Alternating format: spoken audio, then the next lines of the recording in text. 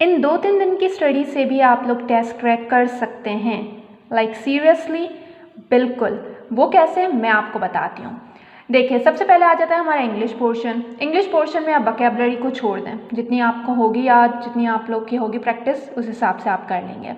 Then parts of speech और punctuation का एक एक लेक्चर देख लें, जो कि 5 से 10 मिनट का होता है। अब आ जाए रीडिंग कॉम्प्रीहेंशन पे, तो ये मैं आपको बताती हूँ कि आपने किस तरह से करना है।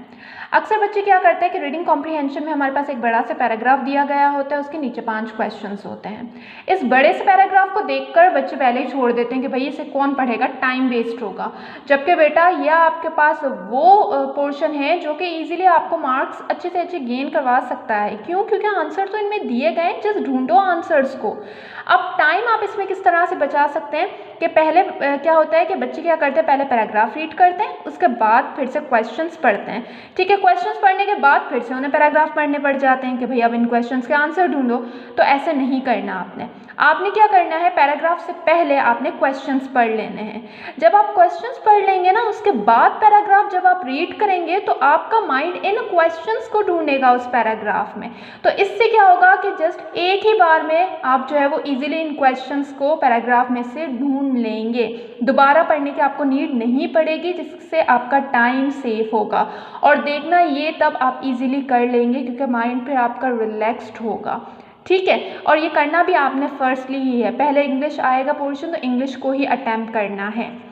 देन टेंसेस, एक्टिव पैसिव और डायरेक्ट इनडायरेक्ट। सिंपल मेटा पे जाएं, वहाँ पर लिखें कि टेंसेस के फॉर्मूलाज और जो है वो कौन से उसमें वर्ब वगैरह यूज़ होगा, और जो है वो एक्टिव पैसिव के फॉर्मूलाज, डायरेक्ट इनडायरेक्ट के।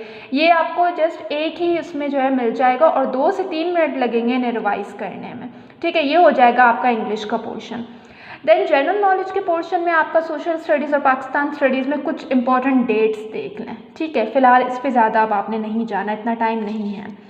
अब आ जाता है लर्निंग पैडागोजीज पे। तो बेटा ये आप लोग के पास इस तरह से आएगा, मैं आपको पहले ही आपका माइंड बना देती हूँ कि इसमें आपके पास बड़े बड़े क्वेश्चंस लिखे हुए आएंगे। ठीक है, तो उन्हें देखकर इस पोर्शन को स्किप नहीं करना कि इतने बड़े बड़े सवाल हैं, इन्हें कौन पढ़े। वो जो बड़े बड़े सवाल होंगे ना, वो सिर्फ क्या होगा कि उसमें आपको कंसेप्ट देखा जाएगा, इसी वजह से वो क्वेश्चंस थोड़े से लंबे होंगे। तो आपने क्या करना है, उन क्वेश्चंस को पढ़ना है और अपने माइंड के हिसाब से उन्हें अटैम्प्ट करना है। टीचिंग पेडागोजी है, कोई इतनी बड़ी बात नहीं है। बाकी इसमें से थ्योरीज देख लें कि किसने जो है वो कौन सी थ्योरीज दी थी, ये 2-3 नाम आप इसमें से याद कर लें। ठीक है, उसके बाद आ जाते हैं बायोलॉजी के पोर्शन पे। तो बायोलॉजी का पोर्शन तो बिल्कुल ही इजी है। बायोलॉजी के पोर्शन में जाएं और हमारा यूट्यूब चैनल विजिट करें, सना स्मार्ट स्टडी। ये सारे जो है वो आपको लेक्चर्स मिल जाएंगे। लेक्चर्स का टाइम है तो देखें, नहीं है तो एक ही वीडियो में हमने जो है इन सारे लेक्चर्स से इंपॉर्टेंट MCQs बना लिए हैं, वो देख लें। 10 से 15 मिनट लगेंगे, ये पोर्शन भी आपका हो जाएगा। देन आ जाए केमिस्ट्री पे। तो केमिस्ट्री पे अब आपने किस पे फोकस करना है, पहले तो आप एटम में देख लें, इलेक्ट्रॉन, प्रोटॉन, न्यूट्रॉन और किस किस ने डिस्कवर किए थे। ठीक है, उसके बाद आप पीरियोडिक टेबल को लाजमी इसमें से देख लें। पीरियोडिक टेबल में मतलब कि आपने जो है वो इलेक्ट्रोनेगेटिविटी को भी देखना है, आयोनाइजेशन एनर्जी को भी देखना है, डाउन द ग्रुप भी देखना है। तो ये चीज़ आपने इसमें कवर कर लेनी है। उसके बाद जो है वो आपने आ जाना है मैथ्स पे। बेटा मैथ्स में एक दिन पूरा जो है ना आप लोग दे दें अपनी मैथ्स को, क्योंकि मैथ्स वो पोर्शन है जो कि आपको ऑथेंटिक मार्क्स दिलवाएगा। तो ये मैथ्स के ये जो टॉपिक्स हैं ना, इतने कोई मुश्किल नहीं है।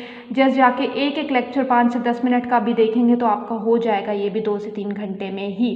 तो इसको आपने स्किप नहीं करना। अभी अगर आप ये लेक्चर सुन रहे तो अभी जाएँ, यूट्यूब खोलें और ये लेक्चर जो है वहाँ से समझ लें, कर लोगे ईजीली।